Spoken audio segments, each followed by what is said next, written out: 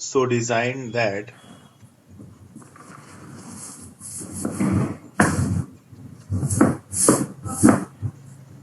its angle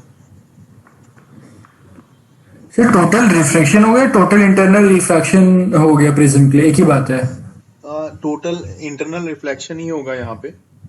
अभी मैं उसको टोटल रिफ्लेक्शन और इंटरनल रिफ्लेक्शन, ये दो चीजें हैं यहाँ पे, दोनों ही चीजें हैं। तो इसलिए मैंने यहाँ पे ओके सिर्फ सर, अभी उसको टर्म्स यहाँ पे किया है टोटल रिफ्लेक्शन, क्योंकि ठीक इन है सर, वो केस मैं ऑफ हेडिंग फिर चेंज कर इंटरनल लेता हूँ। रिफ्लेक्शन आपको भी पता है टोटल इंटरनल रिफ्लेक्शन में क्या होता है कि सेम मीडियम में वापस आने वाली बात होती है। Yes sir. लेकिन अगर मीडियम दूसरे मीडियम में जा रही है तो इसका मतलब यहाँ पे रिफ्लेक्शन को देखा जाएगा पहले। Yes sir. तो a prism so designed that its angles are जो होनी चाहिए वो 45 degree, 45 degree, 90 degree is said to be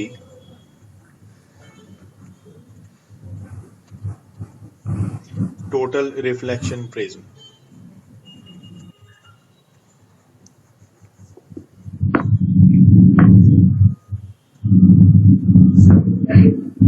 और इसी को बोला जाता है टोटली रिफ्लेक्टिंग प्रिज्म।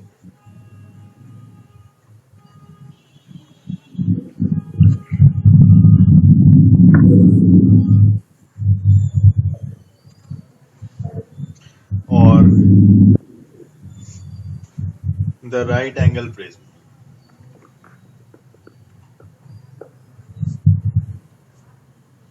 क्योंकि एक एंगल इसमें जो है वो 90 डिग्री का है।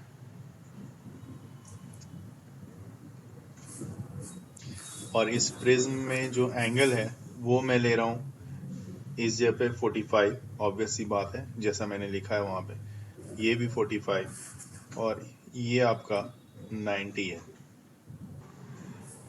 इस जगह पे मैंने एक ऑब्जेक्ट सेलेक्ट कर लिया है। ये जो आपका ऑब्जेक्ट है, ये ऑब्जेक्ट है आपका ए बी, इसकी नेमिंग कर दी हमने ए बी। ऑब्वियस सी बात है कि इससे जो रे आएगी वो कैसी आएगी वो देखने वाली बात होगी। तो ऊपर ए जो हेड पोर्शन है उससे रे एक आ रही है, वो सीधी आएगी। अब यहाँ पे जो 90 डिग्री से जो इन कर रही है इस सरफेस पे, तो वो तो ऑन डेविएटेड यस रे सर। होगी, तो ये बिल्कुल इसी डायरेक्शन में इंटर कर जाएगी। उसके बाद यही रे दूसरी तरफ जब जाएगी, यहाँ से बाहर की तरफ निकलेगी ये रे, क्योंकि इसके बाद इसके पास उस तरफ निकलने का रास्ता नहीं है। यहाँ से ये बाहर की तरफ निकलेगी। तो कैसे निकलेगी वो दिखा रहा हूं मैं। ये रे जो निकलेगी बिल्कुल इस तरह से बाहर की तरफ निकल गई। तो ये जो पोर्शन है ये मैं जो चला हूं ये ए का हेड है, तो ए के हेड वाली रे है जो कि इधर से इधर गई है और यहाँ पे आई है। तो इसका मतलब यहाँ पे क्या बन रहा होगा, यहाँ पे ए का हेड बन रहा होगा। तो ये ए का हेड है, इसको मैंने बता दिया।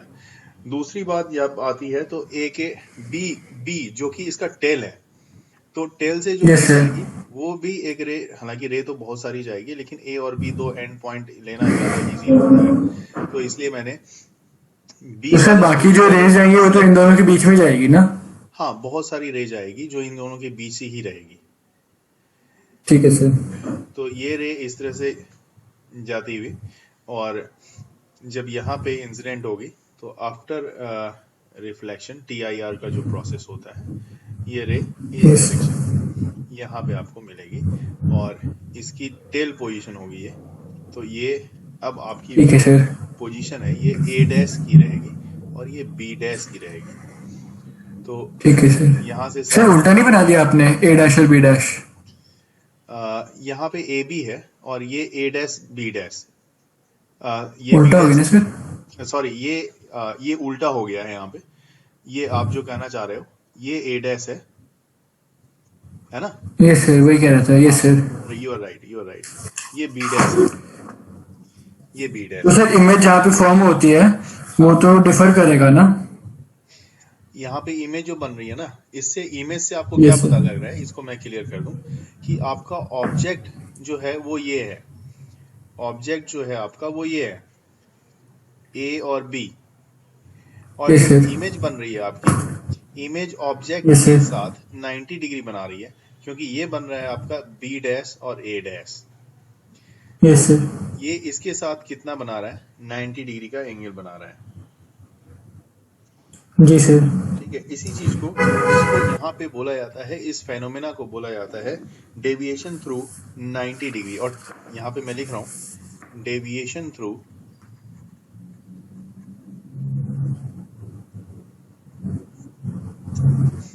90 डिग्री। सर मुझे ये पूछना था कि जैसे इमेज जहाँ पे फॉर्म होती है तो वो भी तो डिफर कर सकते हैं ना, कि कहीं पे पास में फॉर्म हो रही है, कहीं पे दूर फॉर्म हो रही है। हो सकता है, वो डिपेंड करता है ऑब्जेक्ट आप किधर ले रहे हो। ये सर वही पूछना था, तो कैसे वेरी करता है? वो मान लो आप इधर थोड़े से ऊपर ले लो, है ना, तो उस हिसाब से रे यहाँ पे इंसिडेंट होगी। ठीक है ना, आप यहाँ पे आप इमेजिन करो कि अगर आपने इस जगह पे ले ली होगी, सोचो कि आपने इस जगह पे ले लिया होगा, तो ऑब्वियस सी बात है कि ये जो आएगी रे, ये एक तो इस तरफ जा रही होगी और दूसरी जो आ रही होगी वो इस तरफ जा रही होगी। तो इसकी इमेज मतलब ऊपर, आप जैसे ऊपर शिफ्ट कर रहे हो तो इस बेस की तरफ, इधर की तरफ शिफ्ट करता हुआ रे दिख रहा है आपको। नहीं सर, वो बात तो समझ गया था मैं। मुझे ये नहीं, मतलब जैसे एक इमेज अगर सेम ही जगह, जैसे आपने जहाँ पे ए बी को रखा है, अगर उन्हीं दो पैरेलल्स के बीच में इमेज को रखे तो उसको आगे लाने से और पीछे ले जाने से इमेजेस कहाँ बनेंगी वो उस पर डिफर पड़ेगा क्या? थोड़ा सा देखिए, आगे या पीछे ले आने से ज्यादा फर्क नहीं पड़ेगा, ये इसमें ज्यादा फर्क जी पड़ेगा। ठीक है मान लो आप सर। यहाँ पे ले लोगे, है ना, आप ये कहना चाह रहे हो कि आप यहाँ पे लेना चाहते हो, यस सर। तो इसमें ज्यादा, इसमें कोई फर्क नहीं पड़ना, ये वही पोजीशन पे आएगा। अच्छा, उससे मतलब फर्क ही नहीं पड़ रहा। नहीं, हाँ, लेकिन यहाँ पे जो और TIR का केस है, चूंकि हमने बेसिकली इसको TIR के लिए यूज किया है, तो यहाँ पे यस ये जो सर। पोर्शन है ये TIR को दिखा रहा है ना। और जो TIR, नॉर्मल है। हाँ, और TIR में आप देखोगे ये वाला जो पोर्शन है जो मैंने 90 डिग्री दिखाया है, ये वाला पोर्शन, यस सर। और ये वाला जो ये वाला पोर्शन है, इस दोनों के बीच, इसी दोनों के बीच तो 90 डिग्री बन रही है ना, यस सर। क्योंकि TIR तो ये इधर इधर चला जाता अगर नहीं होता, लेकिन अब ये 90 डिग्री से इसने इसको मोल्ड कर दिया है। तो दैट मीन्स ये डेविएशन तो यही है, आई थी रे सीधी और अब डेविएट होके इस डायरेक्शन में चली गई, है ना। तो डेविएशन ये है, बात समझेंगे, डेविएशन, रे की डेविएशन ये वाली बात है, जो कि ये जा रही है और यहाँ पे ये देखने को मिल रहा है। लेकिन ऑब्जेक्ट और इमेज की पोजीशन की जो चेंजेस है वो भी 90 की है, ये कोइंसिडेंट है। ऐसे हाल में यहाँ पे आपको देखना होगा, जैसे ये 45 है, इस जगह पे तो 90 है, ये 45 है, तो रे जो इंसिडेंट होगी, ऊपर का जो ए का हेड पोर्शन होगा वो इसी तरह से पैरेलली इस पे इंसिडेंट हो रहा है, और यहाँ पे इस पोजीशन पे इसका TIR बनेगा, रे दूसरे पॉइंट पे आ जाएगी, और TIR बनने के बाद रे दूसरी तरफ से बाहर निकलेगी, फिर से यहाँ पे एक TIR बनेगा, फिर रे अब दूसरे पॉइंट पे आ जाएगी, ये ए का हेड होगा, ये ए का हेड होगा, और जब टेल का पोर्शन आएगा, टेल जब इस तरह से चलेगा, तो टेल से जो रे पास करेगी वो इस तरह से, फिर TIR, फिर यहां से पास होती हुई इस पॉइंट पे, तो ये पोजीशन बताएगा इसका, मतलब अब ये ए है तो ये ए डैश, जैसे लास्ट टाइम में हमने किया, और ये बी डैश। अब देखेंगे तो साफ पता लग रहा है, जैसे मैंने बोला था कि इसके बीच एंगल बननी चाहिए 180 डिग्री। तो अगर यस देखा सर। जाए तो ये ए और बी है, ए बी, इसकी जो पोजीशन है और डायरेक्शन उस तरफ है, उसी तरह से अपोजिट डायरेक्शन में यहाँ पे बी डैश, ए डैश और बी डैश है, तो ऑब्वियस सी बात है यहाँ पे इसके बीच एंगल बन रही है 180 डिग्री की। तो ये तो इसमें कोई डाउट नहीं है, ये क्लियर है। और रे की डायरेक्शन को मैं इसमें हमेशा, जब भी आपको ये ड्रॉ करना हो, तो रे की डायरेक्शन बहुत इंपॉर्टेंट होती है, क्योंकि ऐसे पता नहीं जी लगेगा सर। कि आपकी आई किधर से और गई किधर। जी सर। तो इसलिए इसको जरूर रिप्रेजेंट करेंगे इस तरह से।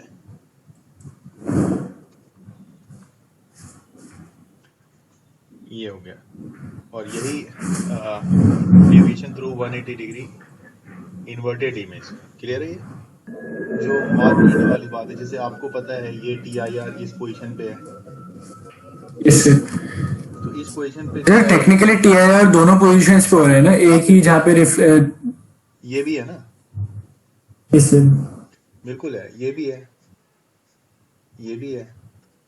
तो अभी मैं एक का लेके इसलिए देख रहा हूँ क्योंकि मैं आपको जी दिखाना सर। चाहता हूँ कि रे जो आपकी है, जो रे इस तरह से आ रही थी बिल्कुल सीधी और इस डायरेक्शन में यस जाके सर। चल रही थी, वो रे हम्म। अल्टीमेटली जब पास करके प्रिज्म से बाहर निकल रही है, तो वो प्रिज्म से यस बाहर सर। इस डायरेक्शन में निकल रही है। Yes sir.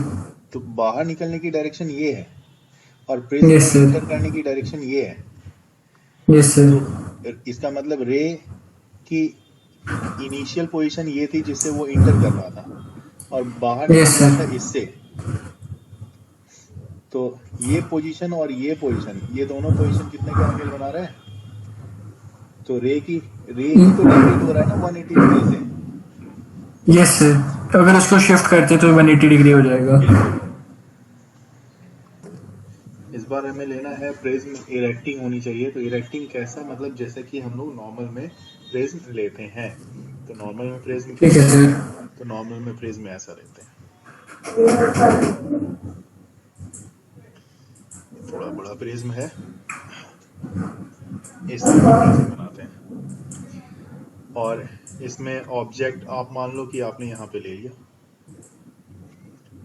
ये एक ऑब्जेक्ट दिखा दिया, ऑब्जेक्ट ठीक है सर। A B।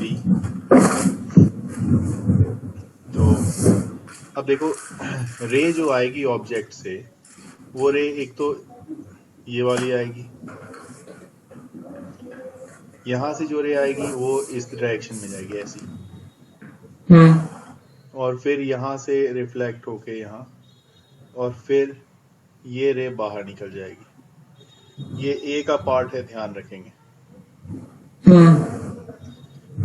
दूसरी रे जो आएगी वो भी ऐसी, और ये पर सर इन्वर्ट तो हो ही गई हाँ, एक तरीके से।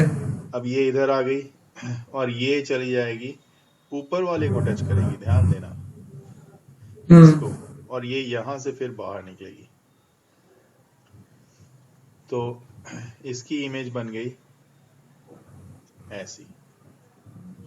सर इमेज की अप्रोक्सीमेट साइज सेम रहेगी या डिफर कर सकती है? सेम रहेगी, सेम रहेगी, क्योंकि रे का जो गैप है ना, ये हर जगह पे जितनी भी रे है उसका गैप सेम रहेगा। ठीक है सर। और रे की डायरेक्शन देनी तो जरूरी है ही, तो हर जगह पे इसको मार्क कर देते हैं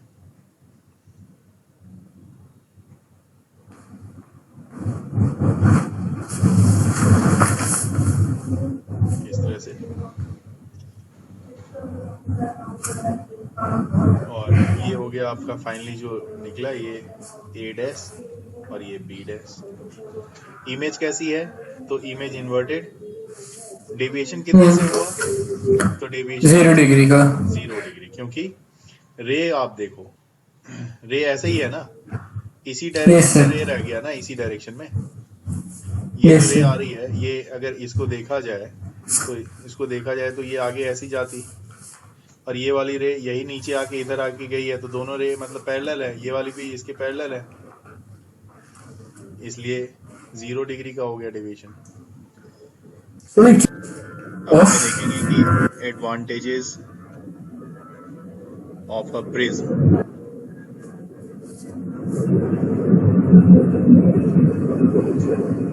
ओवर अ प्लेन मिरर।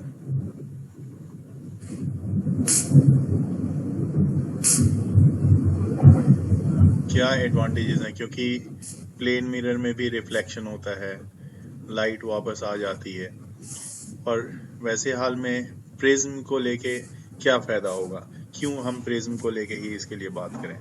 तो जो एडवांटेजेस हैं वो कुछ इस तरह से है। पहला देखेंगे कि द इमेज प्रोड्यूस्ड नंबर 1 में जो है by total reflection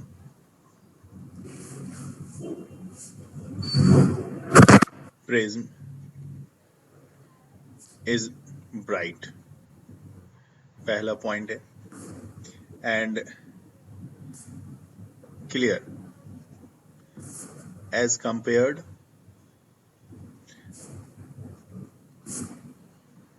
to that produced by a plane mirror.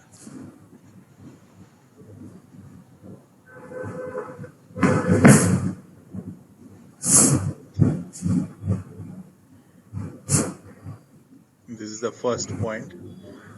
और सेकेंड पॉइंट क्या है कि प्रिज्म का जो सरफेस होता है, द प्रिज्म सरफेसेस, ये साइन अपना लूज नहीं करता. तो you can write do not lose their shine by exposure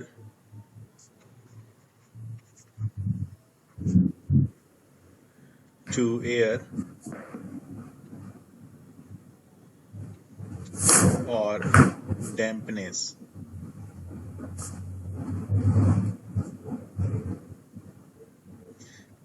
Is the case with metallic or silvered mirror.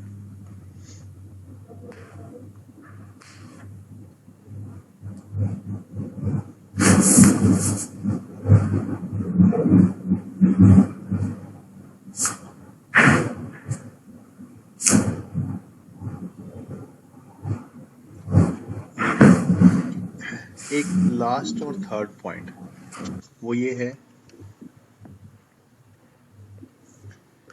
कि reflecting surface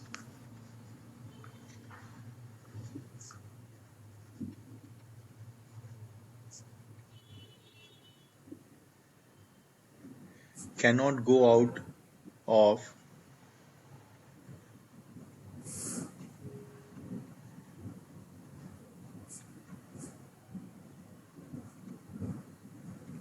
alignment with each other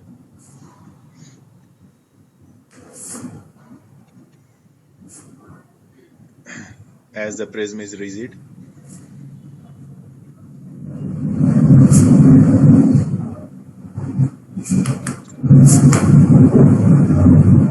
But prisms are costlier. बस इतना सा फर्क होता है, महंगा पड़ जाता है हमें. Yes, sir. सोसाइटी में सिल्वर प्लेट लगी होती है. अगर आजकल जैसे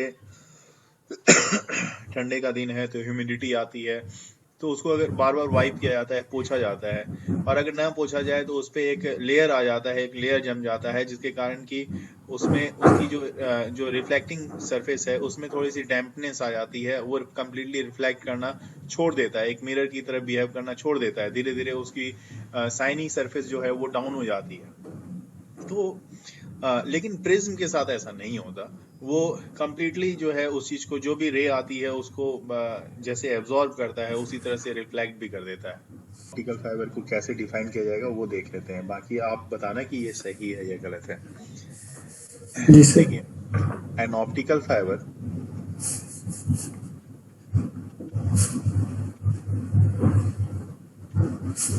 और ये जो है, this one is an extremely thin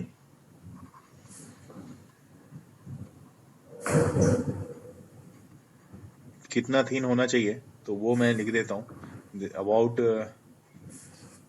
50 micro, जो कि 10⁻⁶ होता है micrometre in diameter, not in radius, in diameter. long strand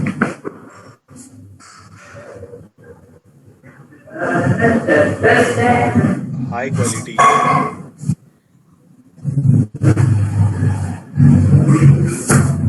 glass और quartz.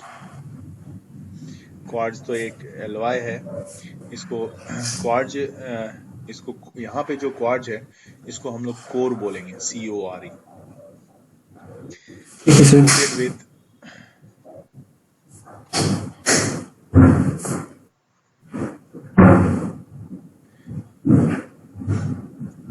a thin layer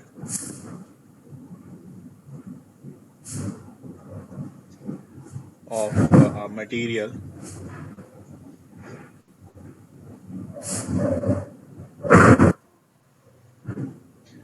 of lower refractive index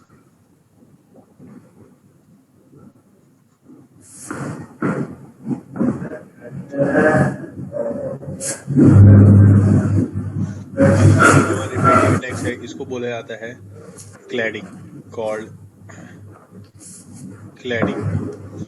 in fact बहुत बार मुझे ये सुनने को मिलता है जब भी मैं ऑप्टिकल फाइबर की बात करता हूँ तो मेरे पड़ोसी भी मुझे बताते हैं कि सर ये तो फाइबर बिल्कुल अलग होता है, इसके ऊपर कांच का होता है, शीशा होता है लगा हुआ। तो इनफैक्ट वो शीशा जो होता है वो एक रिफ्रैक्टिव इंडेक्स है, एक जिसका भी ग्लास का जो रिफ्रैक्टिव इंडेक्स होगा लो म्यू, जैसे कि यहाँ पे लिखा है इसकी रिफ्रैक्टिव इंडेक्स थोड़ी लो होगी, और यहाँ सेंटर में एक कोर होता है। और ये ऑप्टिकल फाइबर जैसे कि आप देख रहे हो TIR का कंडीशन दिखा रहा है, क्योंकि यहाँ पे बार बार इस लेयर पे यहाँ से फिर इधर से TIR का, और कहीं पे कोई लीकेज नहीं है। सबसे अच्छी चीज ये है कहीं कोई लीकेज नहीं है ना। लेकिन कोर जिसके बारे में आप बता रहे थे, कोर जो होता है उसका रिफ्रैक्टिव इंडेक्स बहुत हाई होता है, क्योंकि वहां से जब ये पास करता है तो इसलिए वो बिल्कुल स्ट्रेट जाता है विदाउट मतलब लीकेज। तो ये चीज को यहाँ पे दिखा रहा है। इसके बाद नीचे का भी एक डायग्राम है, ये डायग्राम है। तो इस डायग्राम में सबसे पहले, क्योंकि अगर पूछा जाएगा कि भाई क्या चीज है, क्या बात कर रहे हो आप, तो ऑप्टिकल फाइबर में अगर कुछ पूछा जाता है तो सबसे पहले आप यही बताओगे कि ये किस पे बेस्ड है। तो it is based on the principle of TIR, है ना।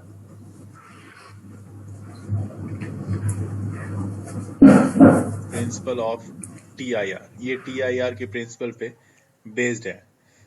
और जैसे ही लाइट इससे एक सेकंड रुक जाइए।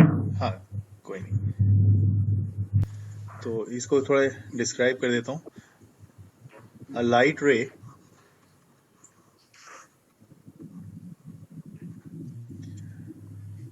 traveling within the fiber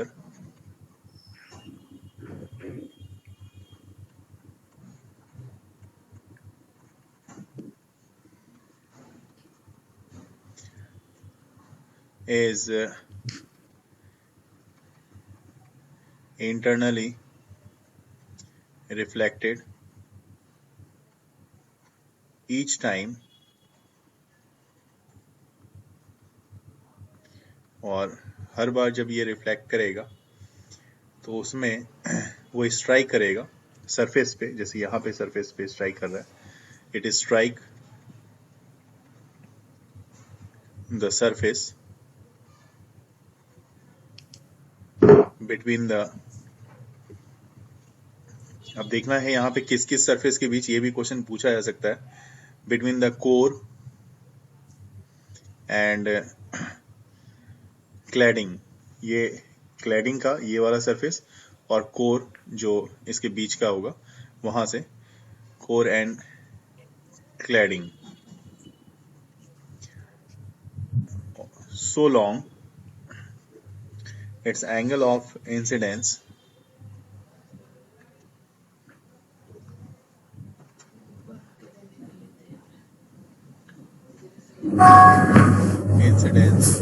exceeds the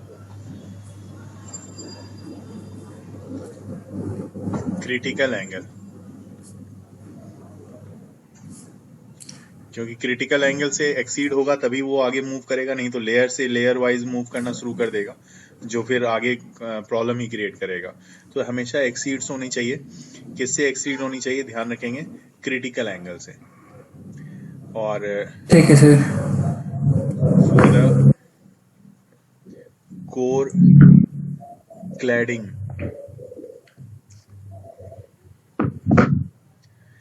और एक चीज और है कि अगर refractive index, if refractive index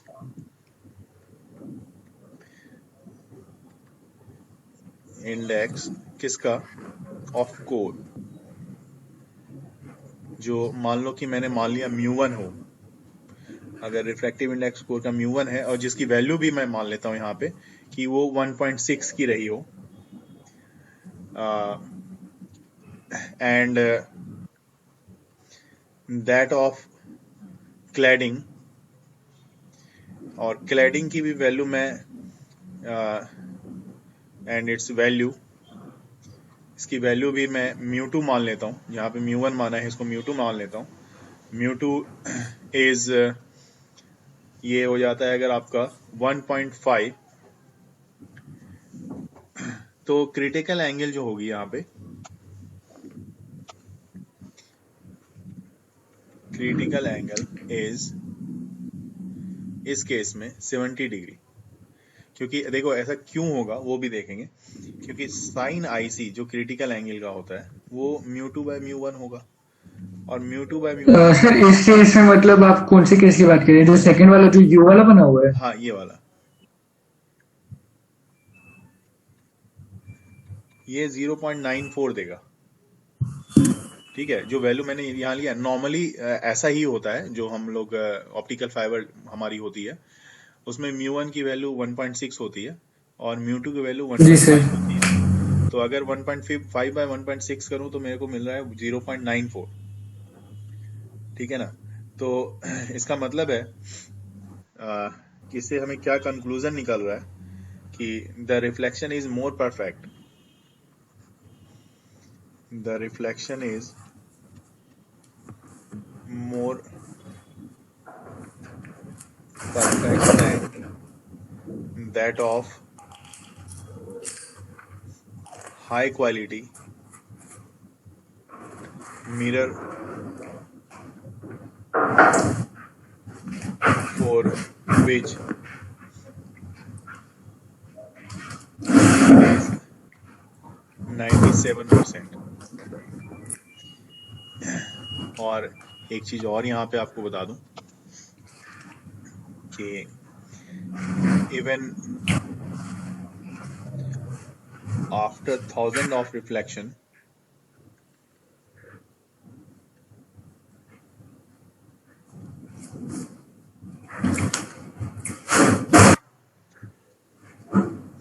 there is no reduction of intensity। बहुत बड़ी बात है यहाँ पे। In fact, the main limitations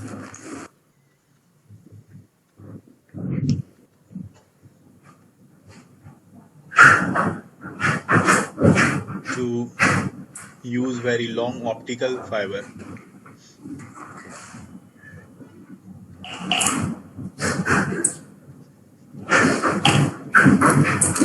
sir वो कॉस्ट का होगा, is absorption of light।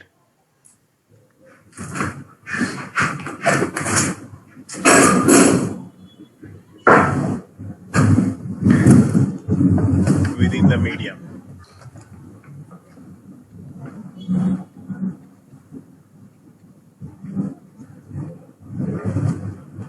और आपको ये भी पता होना चाहिए कि बंडल ऑफ फाइबर जो है इसी को लाइट पाइप। क्या बोले जाते सर? जो बंडल ऑफ फाइबर है, जो बहुत सारे यहाँ पे लाइट इंटर कर रही है, बंडल ऑफ फाइबर को, उसी को बोला जाता है light pipe. Light LIGST, light pipe. और इसमें लगभग अबाउट 10⁴ फाइबर्स होते हैं, 10⁴ फाइबर्स। ठीक है सर। सर वो थोड़ा ऊपर कर दीजिए, मैं वो डायग्राम बना लूँ, फिर जो आपने स्पेसिफिक लिखा है वो लिख लेता हूँ। पूरी कोशिश ये रहती है कि ऐसे तो लाइट्स अगर विदाउट लेंस यहाँ से पास होगी तो एक bunches of light yes travel sir. करेगी। तो हमारी कोशिश है वही बंचेस ऑफ लाइट जो है एक पॉइंट पे फोकस होके इंटर करे। प्रिज्म मैंने यहाँ पे ड्रॉ किया है, रिफ्लेक्शन थ्रू अ प्रिज्म मुझे दिखाना है यहाँ पे। ये एंगल्स जो है इसको मैंने ए मान लिया, दूसरे एंगल्स यहाँ पे बी है और ये सी। हमेशा की तरह इसमें इस बार एक रे इंसिडेंट करा रहा हूँ मैं। ये एक स्ट्रेट लाइन, इस तरह से एक रे इंसिडेंट हो रही है यहाँ पे, और ये पॉइंट पी है जहाँ से रे इंसिडेंट हो रही है। इस इंसिडेंट रे को इंसिडेंट रे ही बोलेंगे और क्या बोलेंगे, है ना। तो यहाँ पे मैं लिख देता हूँ इंसिडेंट रे, और जैसे ही ये यहाँ पे आ रही है तो यहाँ पे आपको नॉर्मल ड्रॉ करना पड़ेगा। तो आप यहाँ पे आप इस पॉइंट पे आप नॉर्मल ड्रॉ करते हो, और आफ्टर मतलब just entering through the surface A B surface से जैसे ही ये एंटर करता है तो ऑब्वियसली बात है यहाँ पे कुछ एंगल बन रही है, वो एंगल ऑफ इंसिडेंस है। इसको मैं लिखने जा रहा हूँ I1 से, और आफ्टर रिफ्रैक्शन ये दूसरे मीडियम में it will bends towards normal, जैसा कि हमें पता ही है। तो ये नॉर्मल की तरह इस तरह से बेंड हो रही है, और इसकी डायरेक्शन भी दे दी हमने। फिर से एक नॉर्मल ड्रॉ करना पड़ेगा, यहाँ पे फिर से मैंने एक नॉर्मल ड्रॉ कर दिया इस तरह से। इसको यहाँ पे ज्वाइन करा देता हूँ मैं, और अब ये जो रे है ये बाहर की तरफ निकलेगा। लेकिन इससे पहले ये जो इंटर किया है, जैसे ये I1 बन रहा है तो यहाँ पे रिफ्रैक्शन हुआ है, तो रिफ्रैक्शन के कारण इस जगह पे R1 बन रहा है, और यहाँ अभी पे फिर डेंसर से से रेयर जा रहा है तो टुवर्ड्स द मीडियन होगा, बिल्कुल ये, और towards the normal. Away from normal, rare denser से रेयर, अवे नहीं फ्रॉम नहीं, नॉर्मल ये। और इस एंगल को मैं मान रहा हूँ यहाँ पे I2, हालांकि ये एक इमर्जेंट एंगल है, फाइनली ये बाहर निकल रहा है, और ये है आपका R2। अगर मैं सोचूं यहाँ पे अगर हमारे पास प्रिज्म नहीं होता तो ये रे, सर एक चीज पूछनी थी। हाँ जी सर यहाँ पे R1 जो है वो I1 से कम है ना? हाँ बिल्कुल कम है, कम है, क्योंकि ये पूरा ये ठीक I1 है। है, तो आपका जो वर्टिकली अपोजिट एंगल बनेगा तो ये पूरा का पूरा यहाँ यस से सर, यहाँ तक बनेगा। यस सर, ठीक है I1 सर। होगा, ऑब्वियस सी बात है। अब आपने पूछा है तो यहाँ पे देखो एक और अच्छी चीज क्या है आपके लिए, कि ये वाली जो एंगल बन रही है ये वाली, ये कितनी बनेगी बता दो। सर वो बनेगी I1 माइनस R1। बिल्कुल सही बात, ये I1 माइनस R1 बनेगी। अच्छा, जब आपने ये भी पूछ लिया है तो देखो ये जैसे ये P है, ठीक है, यहाँ पे पॉइंट मैं ले रहा हूँ ये वाला पॉइंट Q, ये पॉइंट, इस पॉइंट को मैं R ले रहा हूँ और इस पॉइंट को S ले रहा हूँ। तो अगर रे प्रिज्म नहीं होता तो रे इस डायरेक्शन में जाती। अब रे चूंकि इस डायरेक्शन में जा रही है, प्रिज्म है, तो इसको प्रोड्यूस करा रहा हूँ बैक साइड में जहाँ पे ये ज्वाइन कर रहा है। तो अब ये एंगल कितना एंगल ऑफ बनेगी ये डेविएशन बताओ ये एंगल। सर ये हो जाएगा I2 माइनस R2। बिल्कुल सही बात, तो इसको भी यहाँ पे मैं दिखा देता हूँ एरो कर देके, I2 माइनस R2। इस पॉइंट को मैं T मान लेता हूँ क्योंकि ये टच कर रहा है, और रे जाती ऐसी अगर प्रिज्म नहीं होता, लेकिन अब जा रही है ऐसी, तो मतलब एंगल ऑफ डेविएशन जो बन रहा है वो है ये। इसको आप बोलोगे एंगल ऑफ डेविएशन, इसको एंगल ऑफ डेविएशन मतलब डेल्टा बोलेंगे, ठीक है। तो यस सर। ये डेल्टा हो गया, और ये आपका हो गया इमर्जेंट रे।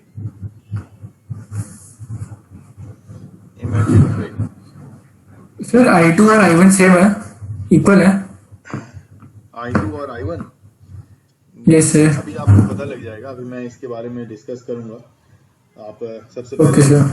कंसीडर कि ABC be a principal section of the prism, this ABC, and ray PQ incident on the surface AB, and after refraction it will pass through, finally it will pass through in the form of ray RS. The angle of incident ray makes with normal, this is the angle of incidence angle या angle of incidence आप कह सकते हो, है ना। और sir okay sir, अभी मेरे को यहाँ पे सबसे चीज जो मेन चीज डिफाइन करनी है उसको मैं यहीं पे साथ में डिफाइन कर देता हूँ, बाद में सोचने की जरूरत नहीं पड़ेगी। वो है मेरा डेल्टा, जिसको मैं बोलता हूँ angle of deviation. Angle of deviation इसको मैं डिफाइन कर दूंगा आपके लिए। तो क्या होता है एंगल ऑफ डेविएशन, देखेंगे। The angle through which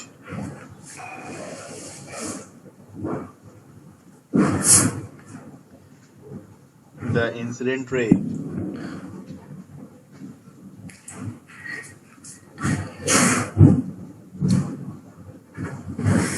is deviated। Sir angle of deviation आपने कौन सा वाला मार्क किया है?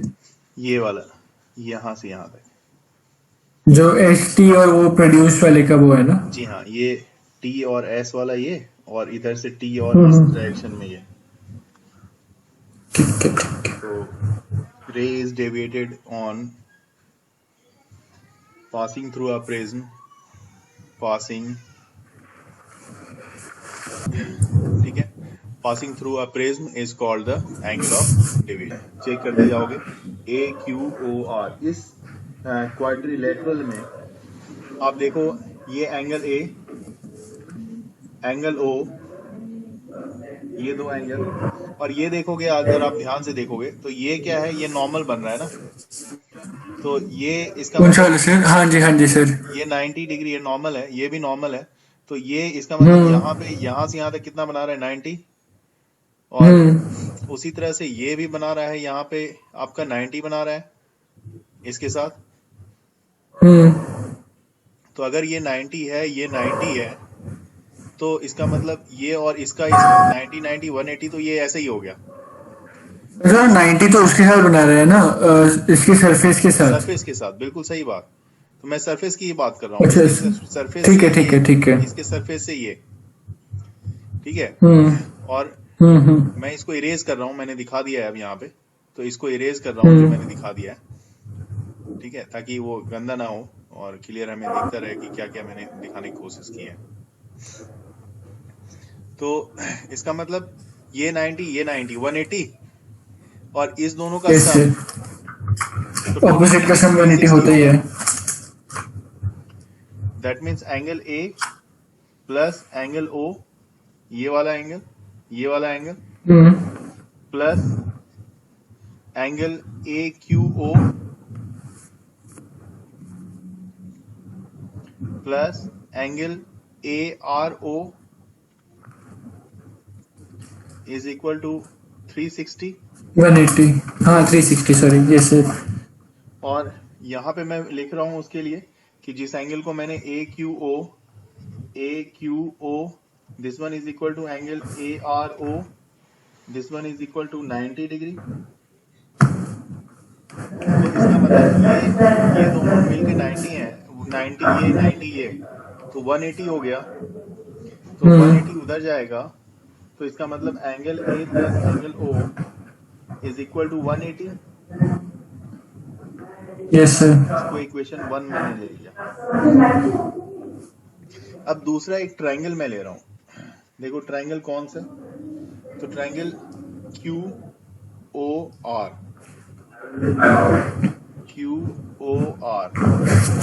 इस ट्रायंगल में देखोगे ये R1 plus angle O plus R2, R1 plus angle O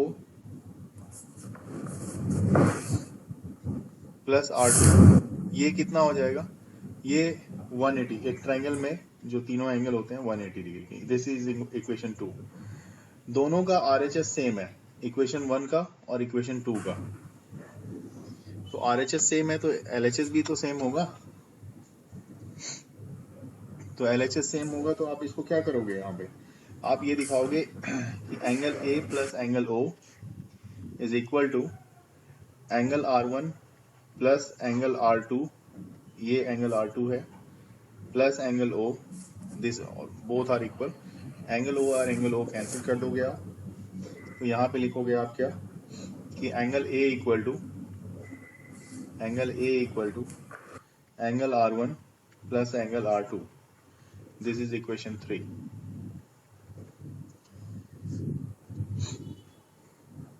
अब मैं इसी डायग्राम को देखते हुए, अभी मैं डायग्राम को हटाया नहीं है, इसी डायग्राम को देखते हुए डेल्टा निकालने की कोशिश करो। देखोगे डेल्टा क्या है, ये वाली एंगल, यहाँ पे मैं प्रेस ड्रॉ कर रहा हूँ, एक्सटर्नल एंगल प्रॉपर्टी यूज करके निकाल सकते हैं। बिल्कुल सही, एक्सटर्नल एंगल। तो ये दोनों इंटीरियर है, तो इसका मतलब I1 minus R1 plus I2 minus R2 equal to delta. तो डेल्टा इक्वल टू यहाँ से आपके पास क्या आ रहा है, सर आपने जो R1 plus R2 equals to angle O किया है, ठीक है, कोई दिक्कत नहीं है।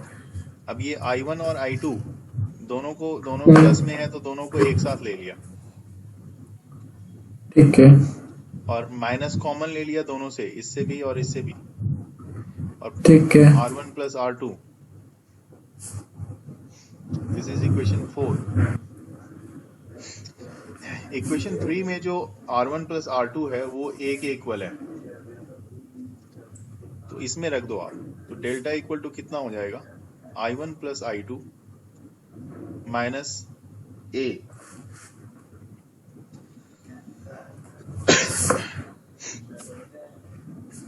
ठीक है, अब यहाँ पे आपने क्या करना है कि A plus delta is equal to I1 plus I2।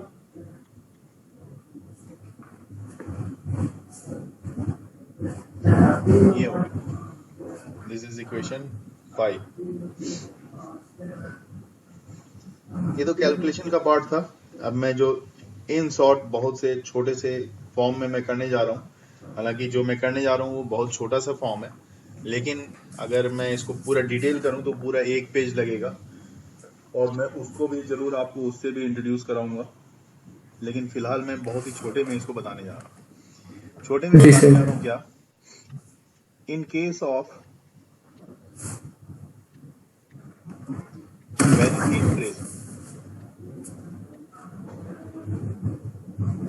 अगर प्रिज्म काफी छोटा होता तो एंगल ऑफ इंसिडेंस जो होता ना वो लगभग बराबर होता, I1 जो ऑलमोस्ट बराबर होता I2 के, फिर इसको आप लगभग मान लेते I, ऐसा मान लिया हमने।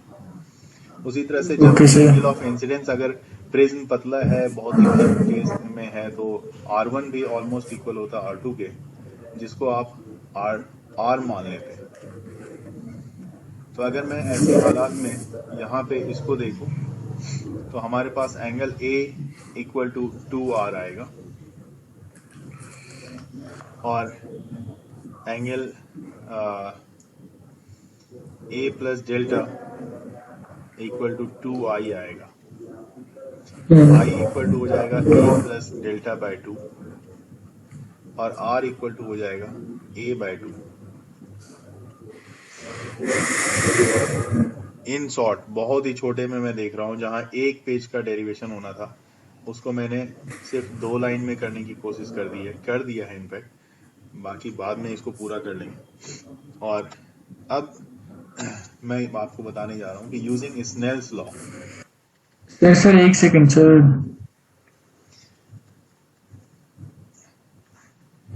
हाँ आप पहले देख लो, मैं इसको नीचे कर देता हूँ। हो गया सर, हो गया। तो अब मैं यहाँ पे इस्तेमाल करने जा रहा हूँ स्नेल्स लॉ को। तो यूजिंग स्नेल्स लॉ अगर कर लें तो स्नेल्स लॉ में आपको पता है mu equal to sine I by sine R। तो साइन I की जगह पे आप ये वैल्यू रखो A plus delta by 2 upon में साइन R की जगह पे A बाय 2। तो ये एक तरह का आपके पास एक फॉर्मूला आ जाता है जिसको प्रिज्म फार्मूला भी बोला जाता है।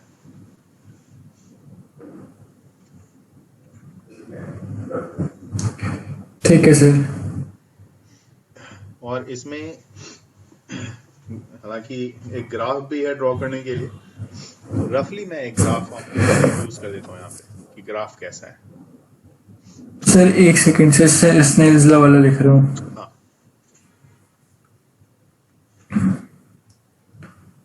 Sign A plus delta by 2 divided by sine A by 2।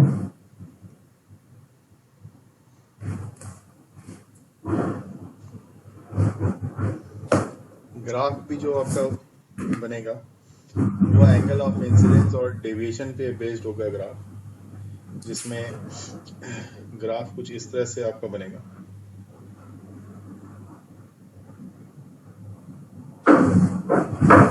और एक जो सर इसे लेंस में कौन सा फॉर्मूला बता रहे थे, इसे कौन सा फॉर्मूला कहते हैं? Prism formula.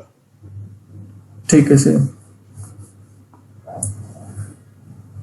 ये जो जहां मिनिमम का केस आपको दिख रहा है एंगल ऑफ इंसिडेंस के लिए, ये आई जो होगा, यहाँ पे आई मिनिमम है तो यहाँ पे आई लिख देता हूं मैं, और यहाँ पे डेल्टा आपका मिनिमम होगा।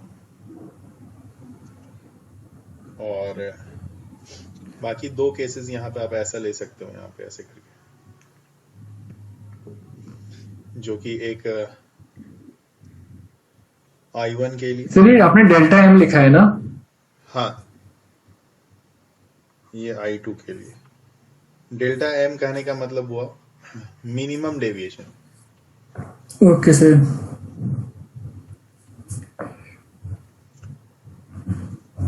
और ये डेल्टा पे ले रहे हैं, ये I1 I2।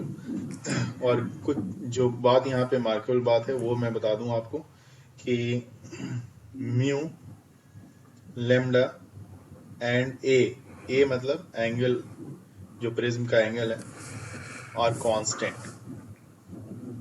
पूछा जाता है। न्यू सर, न्यू के बाद में आपने क्या लिखा है? म्यू लेमडा, सर लैम्डा क्या है यहाँ पे? वेवलेंथ। Okay okay okay. और ए जो प्रिज्म का एंगल है, एंगल ऑफ प्रिज्म, ये सब कांस्टेंट। यस सर, ठीक है सर।